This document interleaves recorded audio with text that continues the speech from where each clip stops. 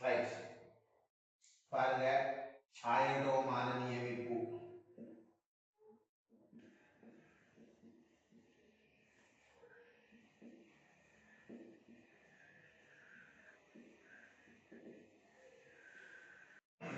ரெண்டாயிரத்தி 17ஆம் ஆண்டின் 19வது MCQ பார்க்க போறோம். ரைட் உங்களுக்கு கேள்வி பார்ப்போம். என்ன சொல்லியிருக்கு? அறை வெப்பநிலையில் திண்ம ஈர் அயடின் பென்டாக்சைடு I2O5 solids ஆனது கார்பன் ஓரோக்சைடுடன் தாக்கம் புரிந்து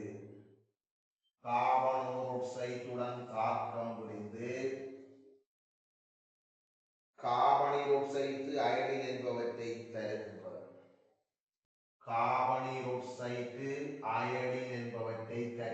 எடுத்துக்கோ அவர் எடுத்துக்கொள்ள தவிர தந்திருக்கிறார். முதலாவது ஒரு சமன்பாடு என்னென்ன வரும் என்று சொல்லியிருக்கார். நாங்கள் என்ன செய்வோம்? சமன்பாடை சமப்படுத்த வேண்டும். இந்த I2O5 பொறுத்தவரை அயடின் ஒட்சியேற்ற நிலை என்ன வரப்போகுது? இப்ப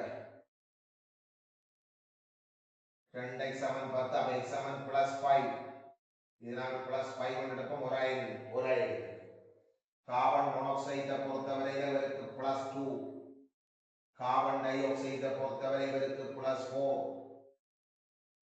I2 பொறுத்தவரை இவருக்கு 0. சரி பாருங்க +5 பூஜ்ஜியமா போனால் 5 இலத்திரன் வேணும். ஆனால் 2 பேர் இருக்கிறதால 5 இலத்திரன் தர 2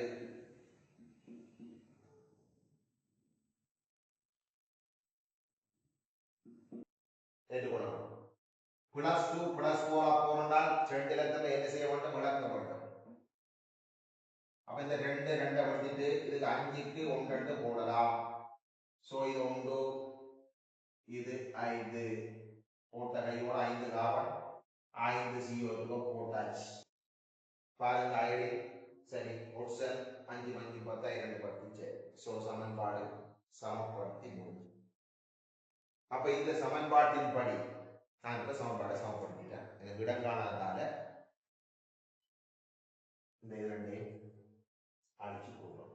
சரி இப்ப நமக்கு விளங்கிடுச்சு என்ன வருது?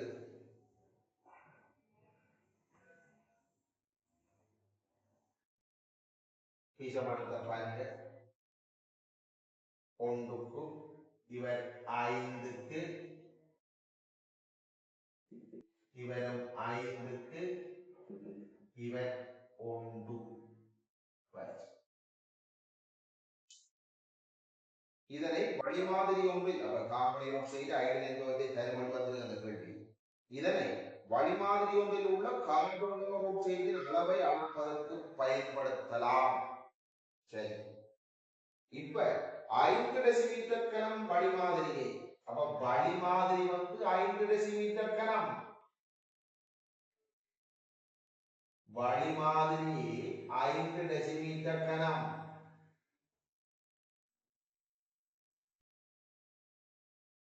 இந்த வழிமாதிரிக்குள்ள என்ன இருக்கு? கார்பன் ஆக்சைடு இருக்கு. இந்த வழிமாதிரிக்குள்ள என்ன இருக்குன்னா CO இருக்கு. அவ்வளவு விஷயம். அவங்க சொல்லியிருக்கிறார்கள் வழிமாதிரியில் 5 டெசிமீட்டர் கனம் வழிமாதிரியை I2O5 அடங்கிய ஒரு குழாயினூடாக அனுப்பி வெளிவிடப்படுகின்ற அயடினானது நீர் KI கரைசலில் மிகை KI சேர்க்கப்பட்டது. அப்ப வார I2 KI ஓட சேர்க்கிறாங்க. அப்ப பாருங்க இந்த வருகின்ற I2 KI ஓட சேர்த்து விட்டால் நமக்கு கிடைக்க போறது KI3. K plus அண்டம் I3 மைனஸ் அண்டம் போட்டால் நம்மளை சும்மா குழப்பத்துக்கு தானே யோசிச்சு கிடைக்கிறீங்க. I2 என்ன மூலம் அதே மூலம் I3 மைனஸினுடைய மூலம் வேற ஒன்றுமே கிடையாது. ஒரு மாற்றம் இல்லை. நீங்க I2 எந்த ரியாக்ஷன் எழுதுறீங்களோ அதுதான் I3 மைனஸ் வெளில போறீங்க. சரி கிடைக்கும் கரைசல் மாப்பொருளை காட்டியாக கொண்டு சோடியம் தயோசல்பேட்டுடன் நியமிக்கப்படுகிறது. அப்ப இதுதான் விஷயம். இந்த H2O3 ஓட இந்த கரைசல் நியமிக்கப்படுகிறது. நாங்க I2 பதிலாக நாங்க என்ன போடுவோம்? I3 போடுவோம். I2 போட்டாலும் அதே போல தான் வரும். அப்ப H2O3 என்னவா போகுதுன்னு சொன்னால் நமக்கு பழைய மாதிரியே போயிடும். H4O6 ஆக ஒட்சியேற்றப்படும். I2 அல்லது I3 I- ஆக தாழ்த்தப்படும். அது நமக்கு தெரிஞ்சுக்கும். இது நீங்க I2 போட்டு வேலைக்குதாலும் அதே போல தான் வரும். நம்மளோட குலப்புறத்துக்காக தான் இந்த வேலையை தாழ்வு. சோ செயல்பட்டு இங்க 4. அப்ப 2 H2O3 போட்டுட்டோம். 4 செல்வர் 6 ஆப்ஷன் 4 செல்வர் 6 ஆப்ஷன் ஈக்குவல் 4 மைனஸ் 2 மைனஸ் 6 2 இடத்துல தான் போடுறோம். 3 ஐடென்டி இருக்கிறதால 3 மைனஸ் 1 மைனஸ் 6 2 இடத்துல தான் போடுறோம். போட்டுட்டு நாங்கள் இப்ப சமன்பாடு எழுத வழிவிட்டால் நமக்கு என்ன கிடைக்க போகுது? 2 H2O3 என்ற இலத்திரன் சமன் சக I3 அங்க என்ன வரப்போகுது? H4O6 சக 3I- அவ்வளவுதான் வரப்போகுது. இப்போ பாருங்க இந்த H2O3 I3 பீசமானம் 2 இப்ப நியமிக்கிறதுக்கு பயன்பட்ட தயோசல்பேட்டினுடைய செறிவு பாருங்க 0.005. அப்ப இவர செறிவு 0.005. அதனால எழுதலாம் 5 தர 10 சயம் 3 எழுதலாம். 5 தர 10 சயம் 3 மோல் டெசிமீட்டர் மைனஸ் 3 என்று போடலாம். அவரை நியமிக்கிறதுக்கு பயன்பட்ட அவரை கனவளவு பாருங்க. H2O3 கனவளவு 10 சென்டிமீட்டர் கனம். அப்ப இதுல 10 தர 10 சயம் 3 டெசிமீட்டர் கனம் என்று போடலாம். ஆகவே N7 CV இது 5 தர 10 சயம் 3 தரைவர் 10 தர 10 சயம் 3. அப்ப மொத்தத்தில் நமக்கு என்ன கிடைக்க போகுது? 50 தர 10 சயம் 3 மூல் 50 தர 10 சயம் 3 மூல் தான் தயோசல்பேட்டின் மூல் என்றால் I3 மூல் என்ன? இதுல அரைவாசி. அப்ப 50 2 இருக்கும். அப்ப 25 தர 10 சயம் 3 10 சயம் 3 மதிப்பு கொடுங்க. 10 சயம் 6 10 சயம் 6 தான் 10 சயம் 3 தர 10 சயம் 3 10 சயம் 50 தர 10 சயம் 6. அப்ப இப்ப பாருங்க இடங்கானதை நான் வெளியே கொண்டு வாங்க. இப்ப பாருங்க அப்ப Ni3 அப்ப I3 மூல் நமக்கு எவ்வளவு கிடைக்க போகுது பாருங்க. 50 தர 10 சய 6 மூலின் கீழ் 2 இரண்டாவது 2 அரைவாசி. இது 2 என்றால் இது 1. அப்ப 50 கீழ் 2 அப்ப 25 தர 10 சய 6 மூல் தான் I3 மூல். இப்ப I3 மூல் தெரியும் என்றால் அவர்தானே I2 மூல். ஆகவே Ni2 அதேதான் 25 தர 10 சய 6 மூல். இப்ப அடுத்த விஷயத்துக்கு வாரம். I2 மூல் ஒன்றென்றால் C மூல் எத்தனை? 5. ஆனா நமக்கு தெரியும் Ni2க்கு NCO கார்பன் ஓரோக்சைடு 1க்கு 5. அப்ப I2க்கு CO மூல் விகிதம் 1க்கு 5. அப்ப இவர் I2 ஒன்றென்றால் CO 5. அப்ப CO வினுடைய மூல் அப்ப என்ன வரப்போகுது? NCO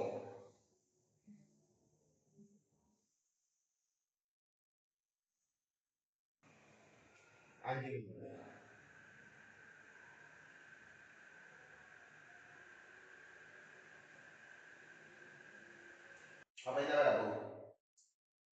5 தர 25 தர 10 சய 6 மூல் 125 தர 10 சய 6 மூல்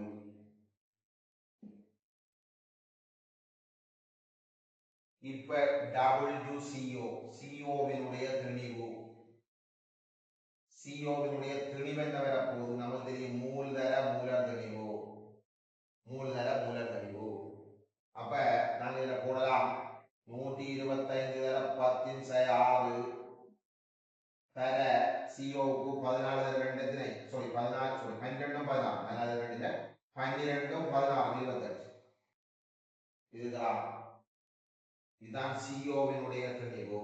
இப்ப வழியை பாருங்க, வழி வந்து வழியினுடைய கனவளவு வந்து பாத்தீங்கன்னா வழியின் கனவளவு 5 டெசிமீட்டர் கனம்.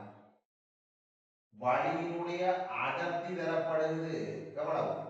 வழியினுடைய அடர்த்தி தரப்படுது பாருங்க 1.4 தர 10/3 1.4 தர 10/3 gram centimetre minus 3 gram centimetre minus 3 gram decimetre minus 3க்கு மாத்திரத்துக்கு என்ன செய்யணும்?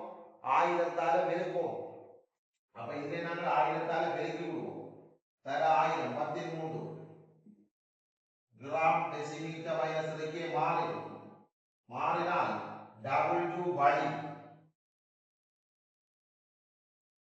கனவளவு தர அடர்த்தி. அப்ப கனவளவு இந்த 5 டெசிமீட்டர் கனம் தர இந்த 10/3 13 போயிடும் 1.4 கிராம் டெசிமீட்டர் மைனஸ் 3. அப்ப 1.4 தர 5 1.4 தர 5 கிராம் தான் வழியினுடைய தெளிவு. இப்ப கேட்ட கேள்வி என்ன? வழி மாதிரியில் கார்பன் மோனாக்சைடுல செறிவு ppm இல்ல. அப்ப நமக்கு தெரியும் திணிவு பின்னம் தர 10/6 தானே ppm.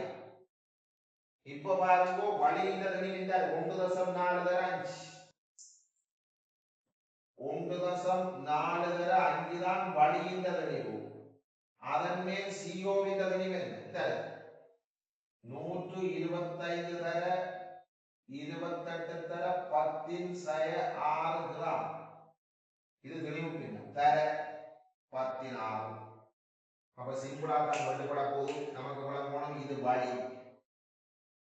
வழி இது CO ரைட்.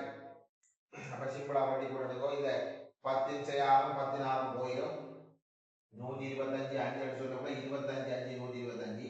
அப்ப நமக்கு கிடைக்க போகும் 25 தர 28 கீழ் 1.4 ppm. பாருங்க 25 தர 5 தான் 125. அப்ப இதுக்கு 25 போடுவோம் 10/6 14 போயிடும் 28 கிலோ சொன்னாங்க. ஆனா நமக்கு தெரியும் 28 14 தர 2 தான் 28. ஆனா இது 1.4 அப்ப 20 25 தர 20. அப்ப இதுல விட வந்து 25 தர 20 25 தர 20 ppm part per million. அப்ப 500 ppm 500 ppm வருது 25 தர 20. அப்ப 500 ppm என்று வர போது விடை. 500 ppm என்று வர போது விடை குறித்துக் கொள்ளுங்கள்.